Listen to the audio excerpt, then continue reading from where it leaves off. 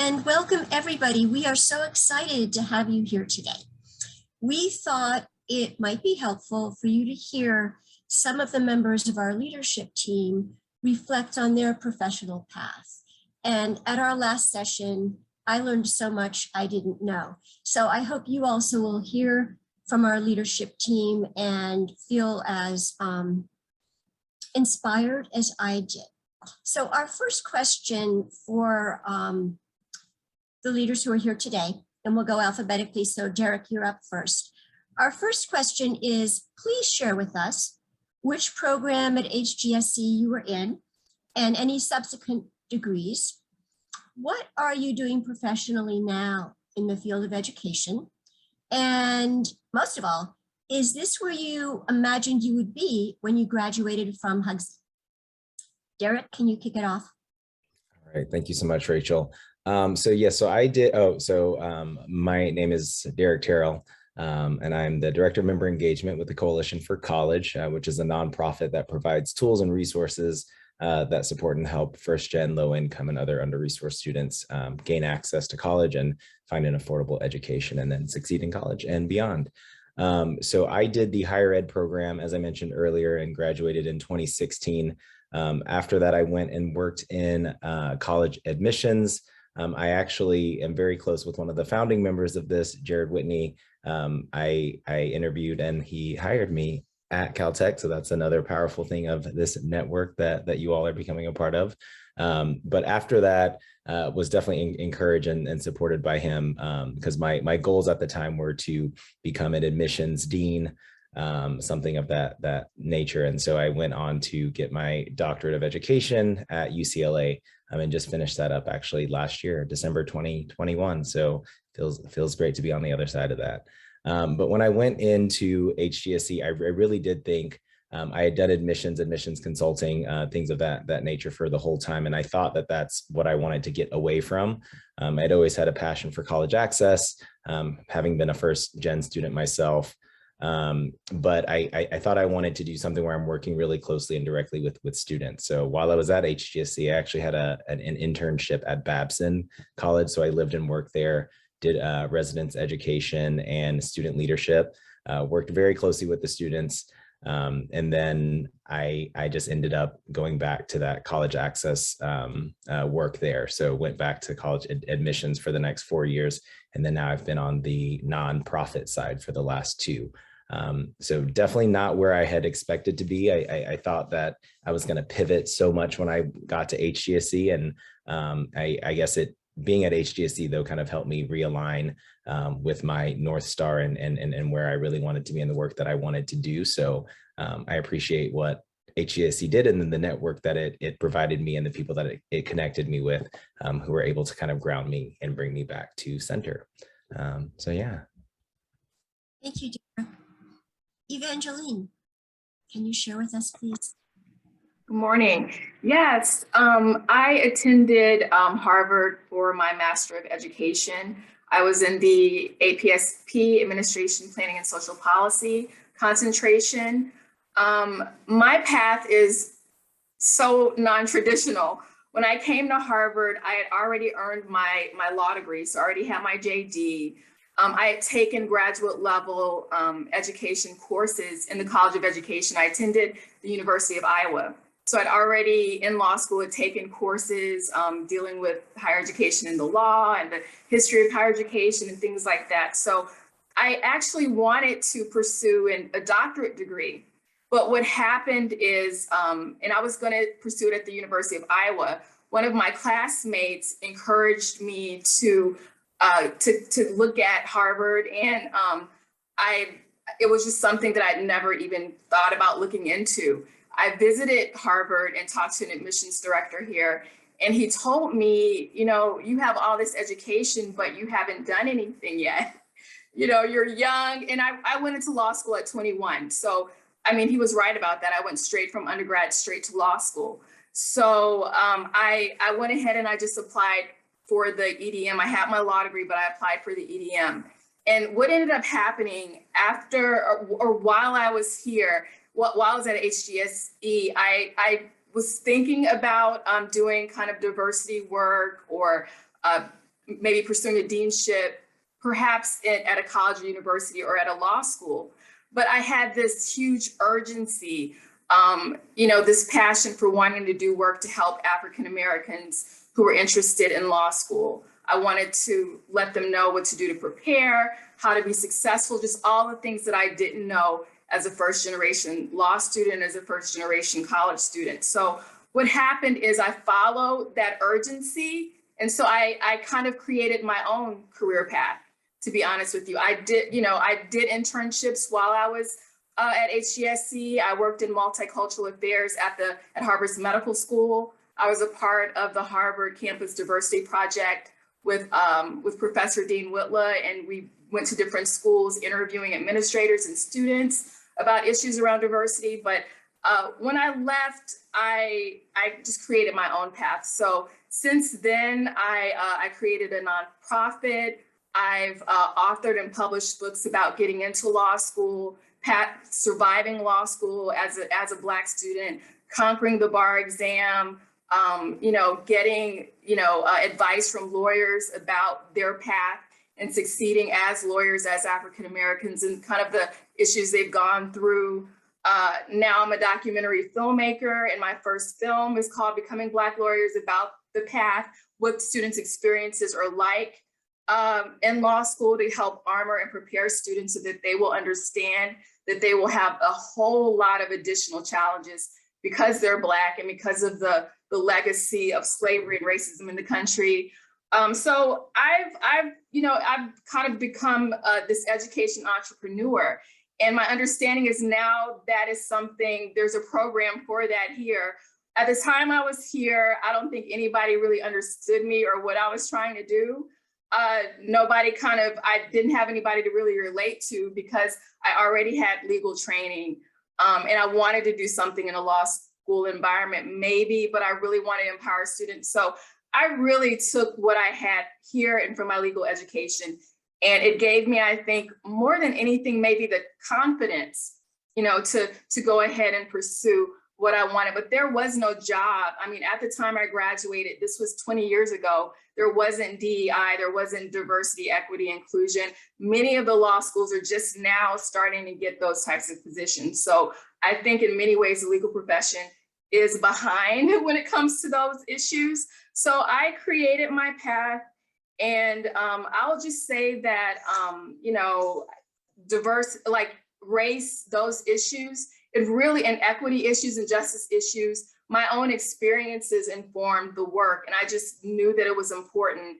And I was willing to take a risk. And as people in education maybe didn't fully understand what I was doing, definitely people in law, people I went to law school with or people in the profession didn't understand. But it's beautiful because it's all worked out. I mean, since that time, I've helped thousands of students through major national conferences to address these issues, and people are really have acknowledged and recognized and awarded the work. So it has not been a traditional path in any way, but I really value the experience I had here anyway, because it gave me a lot of knowledge and a lot of opportunities to help, like I said, really give me confidence to pursue work that I was really passionate about.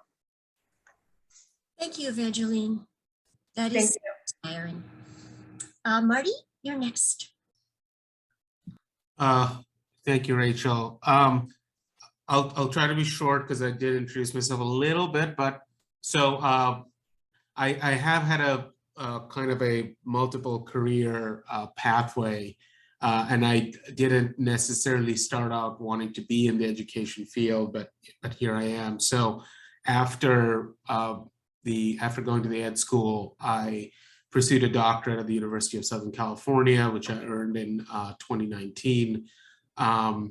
I've been working in higher education for the past decade, a little over a decade, and currently I'm the chief of staff to the president at Tufts University, which is a sort of a mid-sized R1 research university right outside Boston. In neighboring Medford, Massachusetts is our main campus next to Cambridge. So when I actually went to high school in India, my father was a scientist, and while I was, I was born in this country, I was raised in India, and I graduated from high school in India. And it may not be that unfamiliar to many folks who grew up in developing countries that, my path was sort of almost chosen for my parents to some extent, who wanted me to be a physician. And so I enrolled in college originally as a pre-med, and I was almost halfway through college when I decided to go a different direction. It was partly of a number of reasons, but I fell in love with writing, and specifically with literature, and ultimately ended up majoring in English at Boston University, and had a career in sports for the first 10 years of my professional life, doing a variety of things. But ultimately, just the upbringing within academia, as I said, my father was a scientist, and the culture of learning that I was steeped in as I was being raised, sort of started pulling me a little bit as to what my purpose was, and what is it that I really wanted to do with my life. And I realized it's that while sports was a lot of fun to work at, it's the industry is very hyper local in terms of its impact. And given that I had a very global upbringing, I wanted to be a part of something that had a global impact, along with things that I could do at the local level. So I actually transitioned and started, my transition started not in the classroom, but actually in my professional life, where I transitioned to working at Harvard University about a decade ago, as I mentioned. And while I was there, I was fortunate to be accepted as a part-time student at the Ed School. I went through a master's degree, and kept sort of applying the lessons that I'd learned, building my network. And then very soon after I earned my doctorate, and I had been at Harvard for almost 8 years at that point, transitioned to my current role at Tufts. So, again, I did not expect to be where I am. And in some ways, I can go into some detail, maybe separately, as to how I pushed myself and just went for the right opportunities or the right sort of elevations, even while I was at Harvard, and how I managed to do that and carve my own path within a second career, so to speak. But I'll pause there and hand it back to Rachel. Thanks, Marty. Thank you, because we have 2 more rounds of questions. That's great. So Sayan, can you please share with us? Thanks so much, Rachel. So again, friends, my name is Sayan Lee, EDM 97, and similar to Evangeline, I graduated from the now reorganized Administration Planning and Social Policy program. I currently serve as an education policy and equity consultant, and I have the opportunity to work with state education agencies, nonprofit organizations, different entities in the education sector to explicitly address issues of equity, access, and social justice. I work birth through post-secondary to support, again, the development and implementation of policy. And I'm particularly focused on systemic reform and thinking about how to institutionalize solutions to, again, educational inequities. So with regard to my journey, similar to what my friends have spoken about, my journey certainly hasn't been linear. And when I reflect upon, I would say, sort of transformational professional experiences for me, the first would be where I started. Similar to Derek, I worked in college admission, in my case at my alma mater, which is Wesleyan University in Connecticut, and had the opportunity to recruit students of color from across the nation. And if you're familiar with the work of an admission officer, a good chunk of the work is to travel from one school to the next and speak with young folks. And it was so enriching and fun to be on the road. You would visit, I would visit 6 to 8 schools a day, 3 months out of the year. But for every young person with whom I spoke, there were literally hundreds, if not thousands, who would never be able to access an institution like Wesleyan or another four-year institution. So my work shifted completely to systemic reform. And when I arrived at Hugsy ages ago in the fall of '96, I was particularly focused on school districts. And again, addressing what I saw as systemic inequities from one district to the next. My Hugsy experience provided a tremendous theoretical foundation for the policy work that I would do after graduation, and I earned a doctorate at Teachers College to further my theoretical study. But I would say that one of the most transformative experiences I had was serving as a policymaker here in Massachusetts. I had the opportunity to serve as the policy director in the Executive Office of Education. And while my work had been anchored in the K-12 sector, that position enabled me to work from birth through post-secondary. And it completely shifted my thinking about the need for greater alignment across sectors and policy coherence. But again, when you're talking about addressing the individual and institutional factors that systematically and persistently affect our communities, it made me realize that there were different opportunities to shape both narratives in the field as well as practice. So my work currently sort of takes some of those threads that I mentioned earlier and expands upon them. So my current work, as I mentioned, is again anchored in the equity, access, and social justice space. Again, thinking about post-secondary, birth through post-secondary work, systemic reform, and increasingly, as I think about all the things that we are witnessing, certainly in the education space, but everything that we are witnessing, I'm thinking about, Evangeline, when you were talking about sort of the urgency that drove you and the choices that you make. And I feel that same degree of urgency that you describe, which is why I'm so excited to be a part of this community and to share what we've learned with one another so that we can collectively take action. So it's been a privilege to have had the opportunity to serve in multiple capacities, public and private entities, working as a researcher, consultant, policymaker.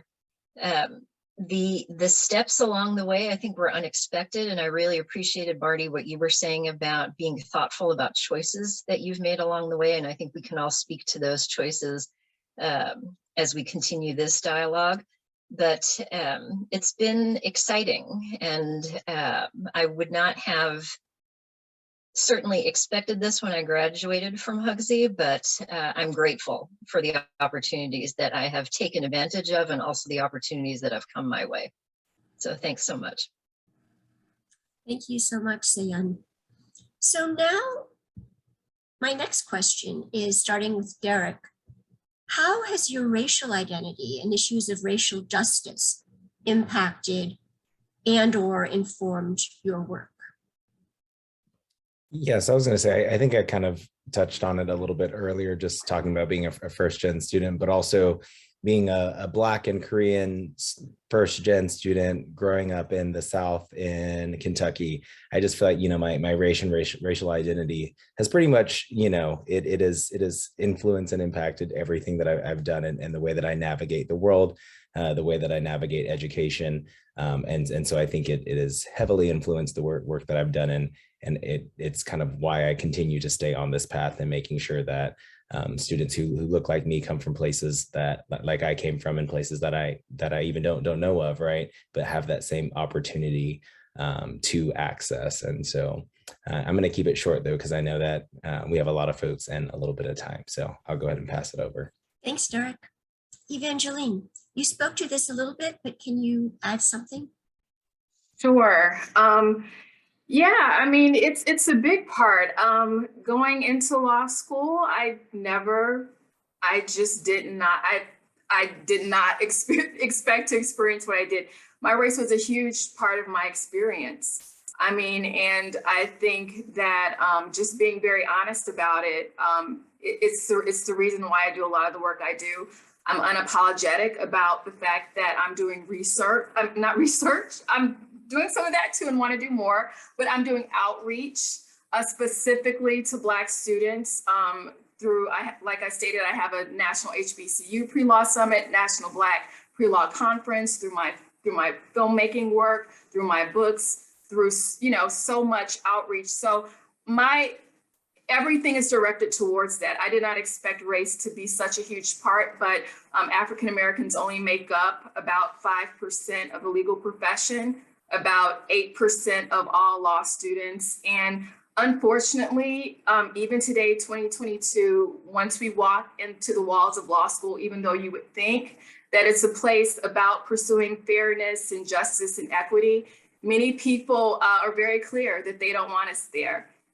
It doesn't matter what you've accomplished. It doesn't matter your credentials. And so race is very much a very huge part of it, because that's considered a privileged space. So many people believe that we don't belong in those spaces, that this is not a place that you're supposed to be. And so race is, unfortunately or fortunately, it's been a huge part since day one, especially in the legal profession. And so my feeling is that the law has had such a huge impact. Race has had such a huge impact on this country. I mean, the law has been used to segregate, to subjugate, to enslave Black people, but also to give rights and to give, I guess, some semblance of freedom. And so because of that, it's important for us to be in these spaces. So I'm a huge advocate of access, and not just diversity, but you know, asking law schools to take leadership in terms of making these spaces inclusive. I think for a long time, they've done some work in terms of diversity, but I think inclusion is a really big issue. But my experience is I would not be doing what I do today had I not were I not a Black African American, and had I not had the experiences that I've had. So you know, race and racial justice is all a part of everything I do and the work that I do, and a part of my, I call it life's work, and I also call it heart work. So it's a big part of it. And had I not had my racial identity, I would not be doing the work that I do today. So hopefully that helps. Yes, thank you, Evangeline. Marty? Yeah, thank you, Derek and Evangeline, just illuminating perspectives, deeply personal. I think, you know, my experience was and is a little different. I have not lived the Black experience or the Latinx experience, and I am aware of that. You know, I think for me, most of my life, race wasn't an issue because I was raised in India. In fact, it wasn't an issue until I came back to the US to attend college. And then race was sort of slapped upon my face, you know, and it immediately became an othering mechanism, so, you know, explicitly and implicitly. You know, often the implicit ones hurt the most rather than the explicit ones. And, you know, as I sort of work my way up in my career, you know, I started to notice that more and more the rooms that I was walking into, I started becoming fewer and fewer among the individuals of color I would be walking into, both in sports, you know, administration and executives, even though that is generally the perception that sports is an area where opportunities of individuals of color have increased, and that may be so, but not in the upper echelons of the boardrooms. And so when I transitioned to higher education, you know, I ended up working for predominantly white institutions, PWIs as they're known. And, you know, in my current role, Tufts University has 10 members in the senior administration team. I'm the only person of color. And that is telling about what it is about PWIs within this country, institutions that haven't had the opportunity to change. There have been slow and much required change that has been brought into place when it comes to gender equity. But even that, you know, when it comes to presidents and board chairs of higher education institutions, is deeply lacking. And so I find myself being self-aware of who I am as a person of color, but who I also need to be an ally of. Indian Americans are not underrepresented in many areas of higher education, particularly in the STEM fields. And I'm aware of that. But my job as an administrator is to be an ally to, our Black brothers and sisters, our Latinx brothers and sisters, our folks in the LGBTQIA plus communities, those who are Native American and Indigenous, those who have for decades and centuries have almost had no or insignificant representation for, as Evangeline was saying, because of structural and legal reasons that were created. I was a fortunate participant in Dr. Jelani Cobb's Juneteenth event at Tufts University. And again, the systemic issues that exist within academia of othering and creating unnecessary barriers for individuals of color to participate is still to this day in 2022 unbelievable. And so I think that's where I feel, and that's why I'm a part of the Alliance, right, is to be an ally more than anything else. And so I think race, while I'm, to conclude, I'll just say that while I'm aware of who I am as a person of color, I think it's even more important to me as a practitioner within education to be true allies of the spectrum of individuals of color. Thank you so much, Marty. Seyon? Thank you so much, friends, for your powerful comments. And I'll try to be brief here. I identify as a Korean American woman of color, and every aspect of that identity is very intentional in terms of how I embrace those different parts of myself. And similar to what folks have described, that identity anchors every aspect of who I am, how I operate, how I see the world, and how I navigate in the world. And from a professional standpoint, that identity anchors every professional encounter that I have and the work that I've chosen to engage in. Evangeline, I loved your description of heart work. And a friend of mine at Hugsy always talked about engaging in equity and social justice work as simultaneously an obligation, but an opportunity. And something that I've been reflecting upon most recently is sort of how do I bring my full self and that full identity into the professional spaces that I occupy?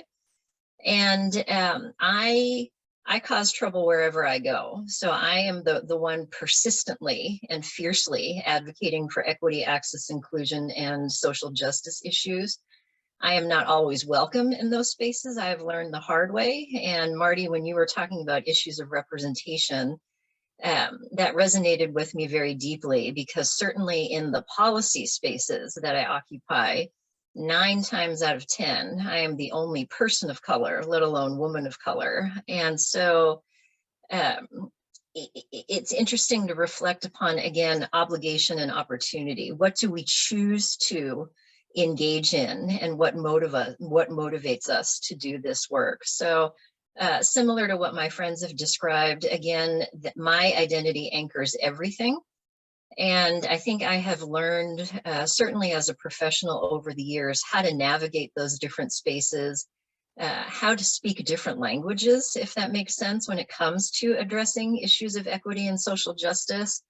And I'm always learning. I'm continually learning, but I'm grateful that my multicultural, multilingual background has given me, I think, a set of gifts that enabled me to address this work in particular ways. Thank you so much, Seyon. That's a great segue to our final question. So Derek, you can start it. If there's one piece of advice you would like to offer new graduates, what is it?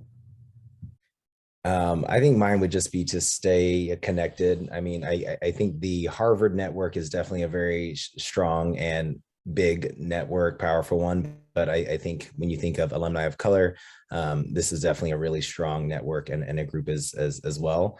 So hopefully as we continue to connect with you all and you continue to connect with us and each other, you all will see this as a network of folks that you can rely on, not just for professional things, which is also very great in terms of networking jobs and when you're moving to a different area, but also for any sort of kind of personal thing too. I definitely know that I use these folks here as a sounding board for some things, and as well as sometimes when, you know, things aren't so great in the world or in my personal life, being able to fall back on them and hear some words of encouragement is always really great and helps us push forward. So definitely continue to stay connected with this network. Thanks, Derek. That's why we're here. Evangeline. Yes, two pieces of advice. First, to pursue work that you're passionate about, the work that you know you would do even if you didn't get paid.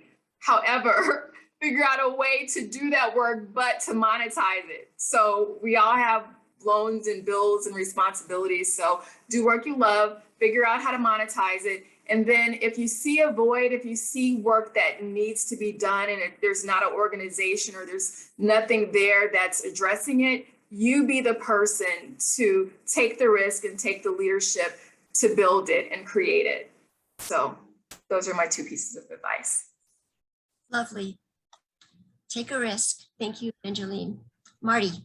I would say that for anything you do, and there will be moments in your life where you will be under a lot of pressure and a lot of stress, challenging moments, fork in the road, however you want to call it. Don't feel like, and this is as a person of color, I feel like our community, larger community always feels, don't feel like you have to do it alone. You have to figure out a way to reach out to your network, your friends, your family, and ask for help. You know, don't let the weight of the world be on your shoulders. I used to do that, and I think I found out that it was unhealthy. It led to decisions that were made under a lot of stress, which, as we all know, probably doesn't lead to a lot of good decisions.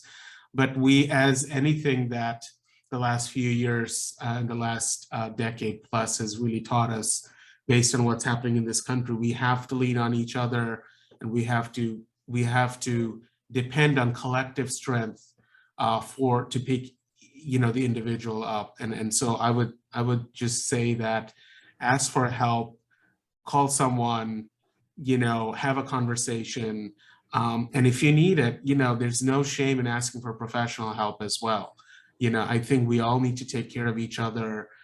Sometimes the burdens of the world feel that they're overwhelming, but it doesn't have to be that, and it really starts with one text message and one phone call. Thanks, Marty. Sayan. Thanks so much, friends. I'd like to share two pieces of advice that I wish had been conveyed to me when I graduated. So the first is trust yourselves in the decisions you make.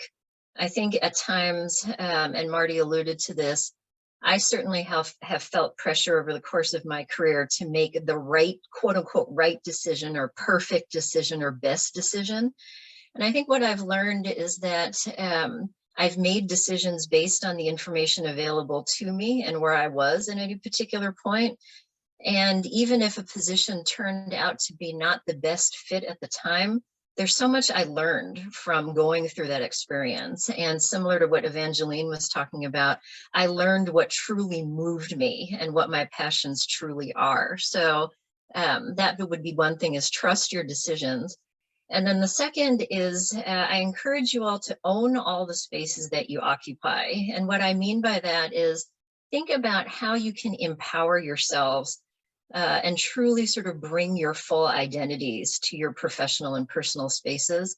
I've certainly learned how to do that over the years and have learned how to empower myself and how to fight the fight. But again, I wish that someone had sort of imbued me with that sense of confidence earlier in my career. So that's another suggestion that I offer to you all. Thanks so much.